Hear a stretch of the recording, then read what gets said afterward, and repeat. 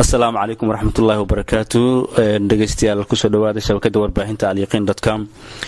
barnaamijkan ayaa waxaan uga hadli doonaa waxa loo yaqaano mujaamalada ama afgabaadsiga oo uu tixma safa ah ama jiifta uu ka tiriyay Warsame Cabdinuur Wardheere oo loo yaqaano Fool Jaawe. Warsame ayaa tixdan wuxuu ugu magac daray Sheekh baad leedahay, waxaana uu uga hadlayaa qofka dhalinyarada ama cilmigana aan xagga cilmigana sheekh ku noqon, xagga daadana sheekh aan ku noqon, inta loo yimaado sheekh ii waran.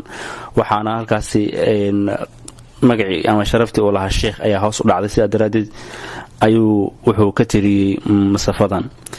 waxaana kamid ahaa sheekh baad leedahay oo cilmiga shaani kuma yihiin, daana kuma shumunaqin oo shaabun baanahay, hashareerin xaajada yaani shalo ka dhaadhicina. waxaan ku soo dhaweynayaa Warsame Cabdinuur. Warsame kusoo dhawo alyaqiin.com.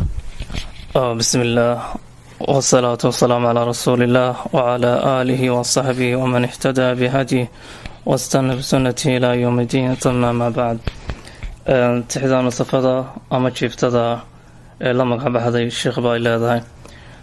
waxa weyaan waxaa igu dhaliyay in aan arkay in badan inay nagu badatay ama ay ku badatay dhallinyarada in laiskugu yeero sheekh oo ruuxayna unan ahayn sheekh oo xagga cilmigii sharciga ama da-dii unan ka ahayn sheekh, taana la oranayo mar walba lais oranayo dabadeed markii lais salaamo.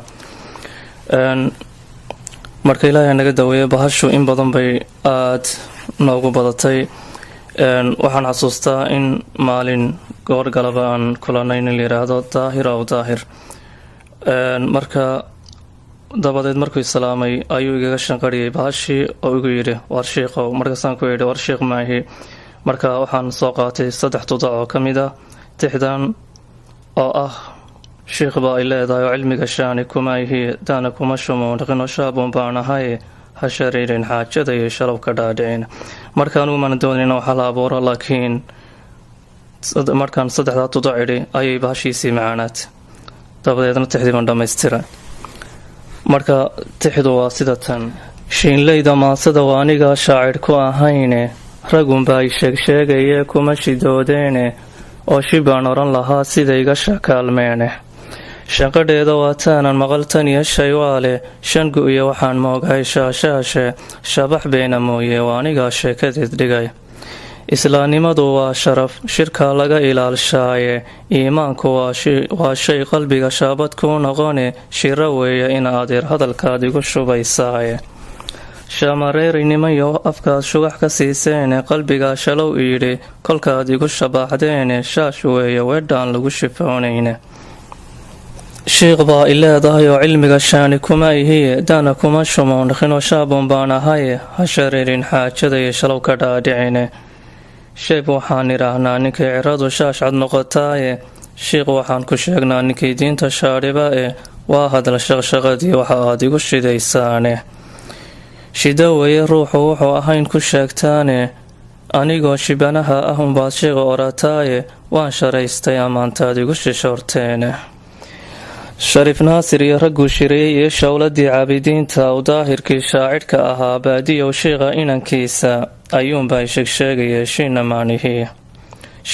sheedaha ma mari karo kolkay iga shisheeyaana, niman yahow shabaabaynu nahay daa ku soo shiray, niman yahow shurokaynu nahay diin shiraagtaay, niman yahow shaqiiq baynu nahay shucub walaalaahe.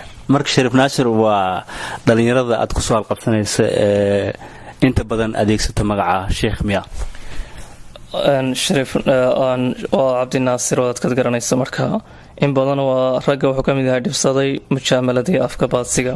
marka halkan kumaada isticmaalo Warsame sheekh oo sheekh naasir maadan shariif baad isticmaashay, marka waxaad xoogaa diidaysaa in magaca sheekh meeshan lagu isticmaalo miya tixda? dabcan waayo sheekh uu dhibsaday wadaadku, anna waan dhibsaday. marka asaga iyo rag badan oo ka mid yahay xasan dheer ama iyo baadiyow iyo aw daahir oo ah ninka shaacirka ama waxaa la abuura ayaan kusoo qaatay. ragga badankoodana waa ragga mujaamalada ay dhandhaxmadho mar walba. waa raggaad ku kaftantaan inta arintaa sida weyaan. waa insha allah waa tix aad wanaagsan. aan filayo in badan oo dhalinyarada kamid ah ee hadda dhageysanaysa ay kuwaana qaadan doonaan oo aysan isticmaali doonin sheekha qiimihiisana ay u yeeli doonaan. marka Warsame waxaa kugu dhaliyey markii aad salaantay walaalkii daahir ee uu ku yidhi sheekh ayaa kugu dhaliyey oo horay umaadan qorshaysnay inaad tix ka tirismiya?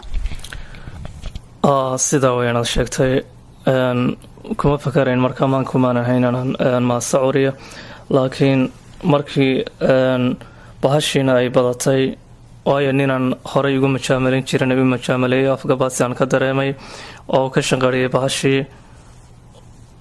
markiiba anigoo aan ku fakerin ayaan 3 tuda curiyey, dabadeedna waxaan arkay xoogaa inay isi macaanaatay waanaan dhammaystiray taxdii.